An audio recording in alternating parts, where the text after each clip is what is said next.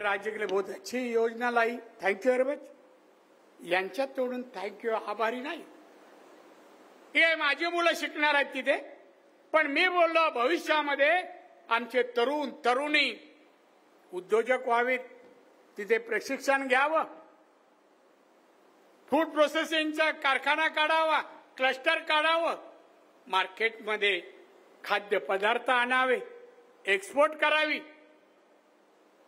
अहो 20,000च्या नोकरीपेक्षा लाख, 2 लाख, 5 लाख, 10 लाख महिला त्यांनी मिळवावे, अशी प्रगती माझ्या जिल्ह्यातले लोकांनी करावी, म्हणून मी हे सगळे करतोय. मी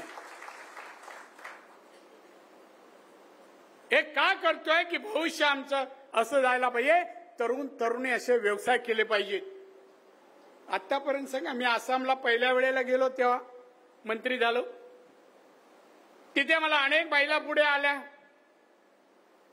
काही जणांनी मला परफ्यूम दिला, मला राणे जी ये हम बना रहे. मैं थैंक यू. आप किससे बना रहे?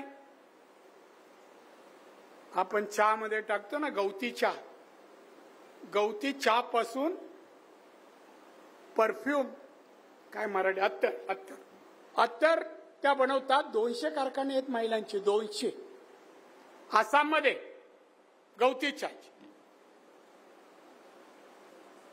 त्या ठिकाणी बांबूची लागवड 2 नंबर व्यवसाय, बांबू मोठ्या प्रमाणे, आणि ती जात एक वेगळी आहे.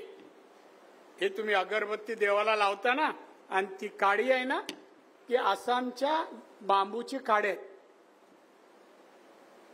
आज आमचं डिपार्टमेंट माझं 2,500 कोटीच्या अगरबत्त्या परदेशात पाठवतो.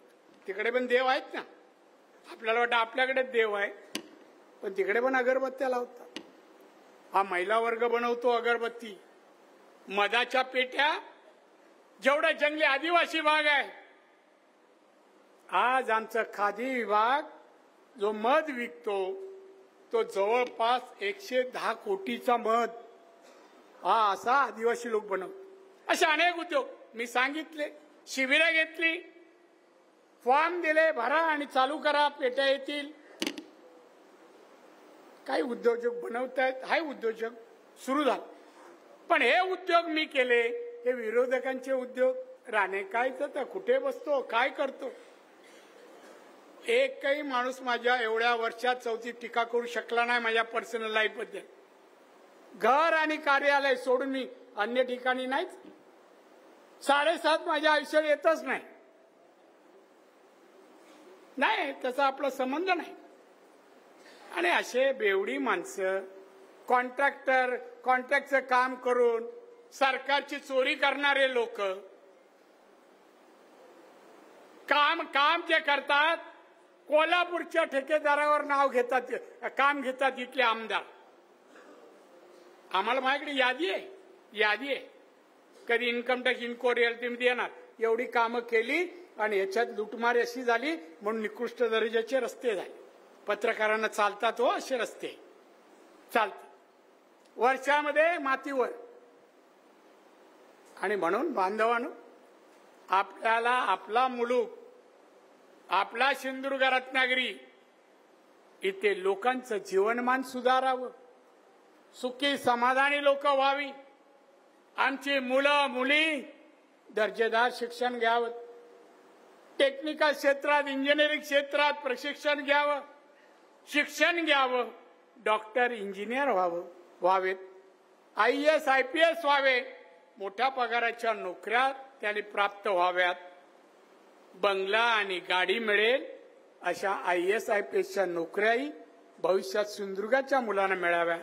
त्यासाठी तसं शिक्षण, प्रशिक्षण देण्याचं प्रयोजन मी करतोय. मला बाकी काही व्यवसाय नाहीये. मी एक स्वतः व्यावसायिक आहे. टीका करा, उपट करा ना, ते आजारी असतात, ते अमुक करतात, तिथे उत्तर देऊ शकले नाही असे खासदार काय कामाचे मंत्री. अरे काय बोलतो, एकच प्रश्न येतो का रे MSMEचा? अधिवेशनात शेकडोने प्रश्न येतात.